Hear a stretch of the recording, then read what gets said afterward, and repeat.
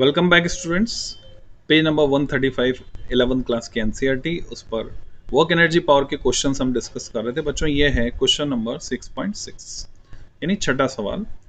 Underline the correct alternative. तो जैसे कि आप जानते हैं कि नई शिक्षा नीति के तहत यानी अब जो न्यू नेशनल एजुकेशन पॉलिसी लग रही है उसमें ये इस तरह के क्वेश्चंस ऑब्जेक्टिव और ये सब इंक्लूड होने जा रहे हैं, तो इनकी इंपॉर्टेंस बढ़ जाएगी। तो ये रेलेवेंट क्वेश्चन है according to new education policy. What when a conservative force does positive work on a body. ठीक है, कंजर्वेटिव फोर्स कुछ पॉजिटिव वर्क कर रहा है किसी बॉडी पर। कंजर्वेटिव फोर्स जहां पर भी आ गया आपके दिमाग में रिलेशन क्लियर होना चाहिए, F equal to minus D U by D R. The potential energy of the body increases decreases remains unaltered. देखिए, वर्क किसने किया, एक्सटर्नल एजेंसी ने या सिस्टम ने। कंसेप्ट सिंपल सा है। अगर एक्सटर्नल एजेंसी वर्क करती है, फॉर एग्जांपल ये मोबाइल फोन है, मैंने इसको उठाकर ऊपर रखा, मैंने रखा, एक्सटर्नल एजेंसी, तो इसकी एनर्जी बढ़ गई, पोटेंशियल एनर्जी बढ़ गई। और ये अपने आप गिर रहा है, वहां से अपने आप गिर रहा है। सिस्टम वर्क कर रहा है, सिस्टम वर्क कर रहा है तो उसकी एनर्जी घट गई। So what do you think? The correct answer 6.6 A part is decreases. Why decreases? देखिए वापस से, conservative force does positive work on a body. Conservative force कौन सा है, जो मैंने लगाया वो या जो ग्रेविटेशनल फोर्स लग रहा है वो? Just think about. एंड दोबारा से हम इस फॉर्मूले को देखें, गौर करें। F equal to minus D U by D R. V से भी दिखा सकते हैं और यू से भी दिखा सकते हैं। तो अगर एनसीईआरटी में आंसर डिक्रीजेस दिया है तो उसका रीजन क्या है, एक्सप्लेनेशन क्या है? When conservative force does work, so explain, what is the explanation? Decreases because the body in this case goes closer to the center of the force। Force जहां से लगाया जा रहा है, कंजर्वेटिव फोर्स ने पॉजिटिव वर्क किया बच्चों। Again this example, इस पर कौन सा फोर्स लग रहा है? mg नीचे की तरफ। mg ने पॉजिटिव वर्क किया है, मींस ये ऊपर नहीं गया है, ये कैसे गया है? नीचे गया है। तो क्वेश्चन से ये हिंट हमको ढूंढ के निकालना पड़ेगा कि एक्सटर्नल एजेंसी वर्क कर रही है, यानी मैं वर्क कर रहा हूं उसकी बात कर रहे हैं, या सिस्टम वर्क कर रहा है उसकी बात कर रहे हैं। तो कंजर्वेटिव फोर्स इस पे काम कर रहे हैं, एमजी नीचे की तरफ काम कर रहा है, वर्क डन पॉजिटिव हुआ है, इसका मतलब डिस्प्लेसमेंट भी नीचे की तरफ हुआ है, डिस्प्लेसमेंट नीचे की तरफ हुआ है। तो ये रहा explanation, goes closer to the centre of force, that's why. Another explanation, a conservative force does a positive work on a body when it displaces the body in the direction of force. As a result, the body advances towards the center of force. It decreases the separation between the two, thereby decreasing the potential energy of the body। बच्चों, ये indicate कर रहा है वही gravitational potential energy की तरफ, जो कि हमने इसका फॉर्मूला पहले स्टडी किया था, minus G M M upon R. Next part, B part, work done by a body against friction always results in a loss of its kinetic और potential energy। तो जब भी फ्रिक्शन के अगेंस्ट वर्क होगा तो उसकी वजह से काइनेटिक एनर्जी का लॉस होगा या पोटेंशियल एनर्जी का लॉस होगा या टोटल एनर्जी का लॉस होगा, वो ऑप्शन यहाँ पे नहीं। So what do you think? अगर हम वर्क एनर्जी थ्योरम की बात करें, उसके बारे में सोचें, तो वर्क एनर्जी थ्योरम कहती है work done equal to change in kinetic energy. तो वर्क अगर हुआ तो किसका लॉस हुआ? काइनेटिक एनर्जी का लॉस हुआ, because friction does its work against motion. Kinetic energy का लॉस हुआ, the work done against the direction of friction reduces the velocity of a body, hence there is a loss of kinetic energy of the body। Next, C part, the rate of change of total momentum of A many particle system, many particle system समझ में आ रहा है, एक से ज़्यादा particle उसमें है, और उसकी rate of change of total momentum, वैसे हमने पढ़ा था लॉज ऑफ मोशन में, F equal to dp by dt, rate of change of linear momentum, is proportional to external force sum of the internal forces on the system. हमें यहाँ decide करना है कि वो जो dp by dt होगा total momentum many particle system का, तो पार्टिकल्स की आपस में भी पोटेंशियल एनर्जी है बच्चों, तो वो किसके बराबर होगा, sum of the internal forces on the system या एक्सटर्नल फोर्स के बराबर। तो सी पार्ट का जो आंसर यहाँ हम देख रहे हैं वो है एक्सटर्नल फोर्स, क्योंकि वही कर रहा है। कैसे, सोच के देखिए एक सिचुएशन, ट्रेन का एक डब्बा, और बहुत समय हो गया ट्रेन खड़ी है प्लेटफॉर्म पर, डब्बे में जो लोग बैठे उनको गुस्सा आ गया, ट्रेन चल क्यों नहीं रही है, चल क्यों नहीं रही है। सबने मिलकर तय किया, एकता में शक्ति है, हम सब मिलकर इसको धक्का मारते हैं अंदर से, उतरना नहीं है, चल गई तो वापस कैसे बैठेंगे, अंदर से धक्का मारते हैं, सबने मिलकर अंदर से धक्का मारना शुरू किया। क्या कहते हो बच्चों, चलेगी ट्रेन? इंटरनल फोर्सेस मोमेंटम में चेंज प्रोड्यूस कर पाएंगे? No, not at all, because धक्का मारने के लिए रिएक्शन तो ट्रेन के फ्लोर से ले रहे हैं, उसी बोगी के फ्लोर से ले रहे हैं, तो ट्रेन नहीं चल पाएगी इस तरह से। So the solution is external force, because in many particle system the internal forces in the system cancel out, वो खत्म कर देते हैं एक दूसरे को। external force, internal forces irrespective of their direction cannot produce any change in the total momentum of a body, and the total momentum of a many particle system is proportional to the external forces acting on the system. So this is the reason behind. Next part, D. In an elastic collision of two bodies, दो bodies के बीच क्या हो रहा है,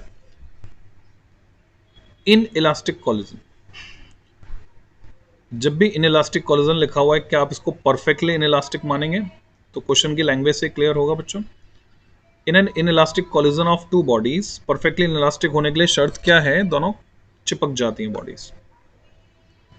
The quantities which do not change after the collision are the total kinetic energy, total linear momentum, total energy of the system of two bodies. बच्चों हम जानते हैं कॉलिजन किसी भी तरह का हो, लीनियर मोमेंटम कंजर्व्ड रहता है, linear momentum remain conserved. So let's see the answer.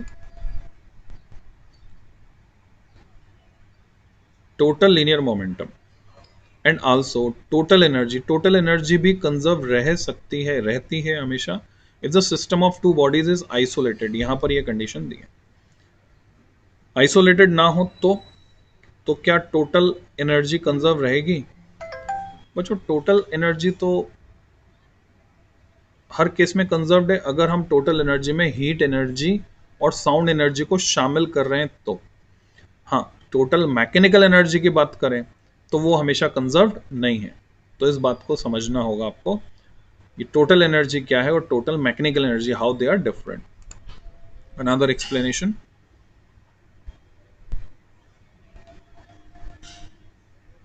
Okay, यहां पर नहीं दिया है, here total linear momentum, the total linear momentum always remains conserved whether it is an elastic collision or an inelastic collision। तो simply इस explanation के साथ हम जाएंगे। 6.7 state if each of the following statements is true और false, true false बताने और reason भी देना है आंसर के लिए। क्वेश्चन को हमेशा पूरा पढ़ेंगे नहीं कि जल्दबाजी में ट्रू फॉल्स, हाँ टी एफ लिख दिया, साथ में रीजन भी देना है, रीजन नहीं दिया तो नंबर पूरे नहीं मिलेंगे अगर सब्जेक्टिव है तो। A, in an elastic collision of two bodies, elastic collision को क्या मानोगे आप, perfectly elastic, the momentum and energy of each body is conserve. तो इलास्टिक कॉलिजन को हम परफेक्टली इलास्टिक मान रहे हैं, तो जवाब ट्रू हुआ। So here answer is false, यानी इलास्टिक कॉलिजन को परफेक्टली इलास्टिक नहीं माना है ऐसा। Get back to the question, in an elastic collision of two bodies the momentum and energy of each body is conserved. Okay, momentum तो ठीक है, momentum भी ठीक है, एनर्जी भी ठीक है, बस एक वर्ड यहां गड़बड़ आ गया बच्चों, ईच बॉडी। इंडिविजुअली नहीं है, सिस्टम के लिए है, तो कीवर्ड को पहचानो। So here is the solution and explanation. False, total momentum and total energy remain conserved. Individual body के लिए ऐसा नहीं है। Total, in an elastic collision the total energy and momentum of both the bodies and not of each individual body is conserved. So this is the explanation. Next part, B, total energy of a system is always conserved no matter what internal and external forces on the body are present. Internal forces present हैं, external forces present हैं या नहीं है, इससे कोई फर्क नहीं पड़ता। किसी सिस्टम की टोटल एनर्जी जो है हमेशा संरक्षित रहेगी, कुल ऊर्जा संरक्षित रहेगी, यानी total energy of system always conserve. अगर हम टोटल मैकेनिकल एनर्जी की बात करें तो फॉल्स हो जाता है, और टोटल एनर्जी की बात करें जिसमें हीट और साउंड को भी शामिल कर लिया तो वो कंजर्व्ड है, पर यहां पर आंसर दिया है फॉल्स। अब ये किस पॉइंट ऑफ व्यू से है, एक्सप्लेनेशन बच्चों एनसीईआरटी में नहीं दिया यहां पर।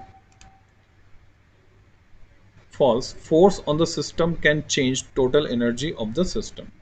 तो कीवर्ड क्या है यहां पर,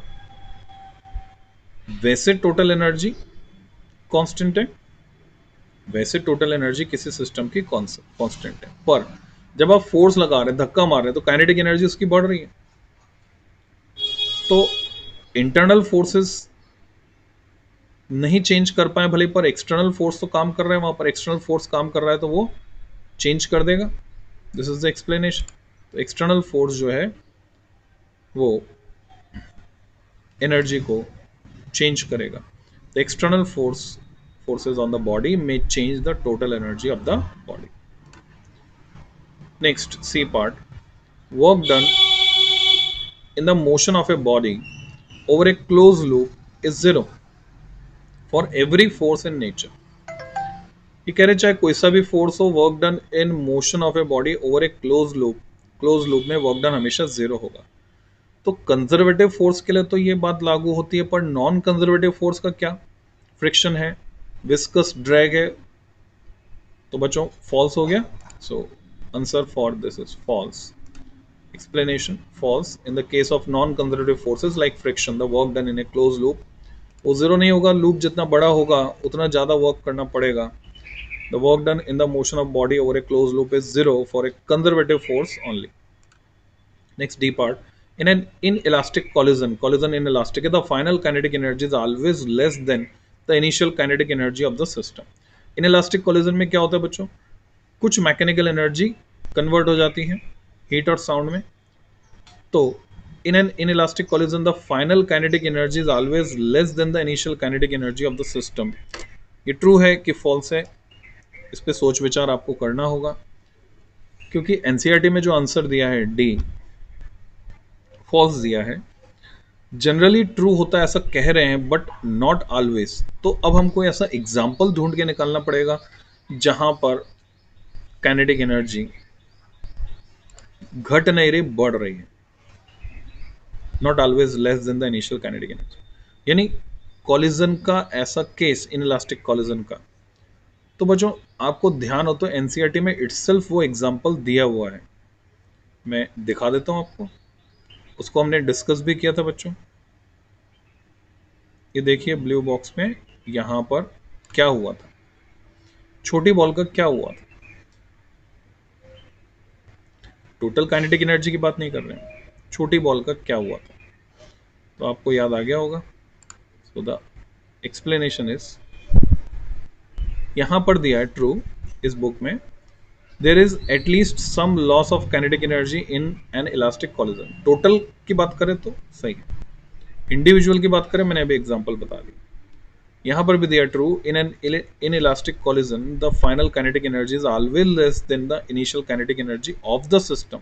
agreed, this is because in such collision there is always a loss of energy in form of heat, sound etcetera.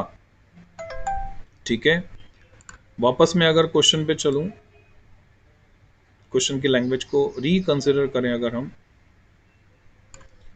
in an inelastic collision the final kinetic energy is always less than the initial kinetic energy of the system के लिए ही बात कर रहे हैं।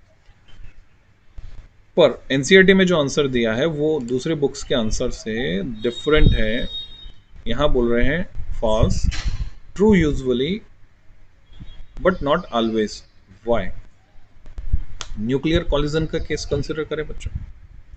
Nuclear collision में क्या हो रहा है? न्यूट्रॉन जाकर टक्कर मार रहा है किसको? यूरेनियम को। क्या initial kinetic energy and kinetic energy after collision, जब वो यूरेनियम अनस्टेबल हो गया और उसकी जो इंटरनल एनर्जी है वो काइनेटिक एनर्जी में कन्वर्ट हो गई, तो मैं समझता हूं आपको समझ में आ गया होगा बच्चों। सो इस वीडियो में इतना ही। नेक्स्ट वीडियो में आगे के क्वेश्चन 6.8 ऑनवर्ड्स मैं डिस्कस करूंगा। So keep tune.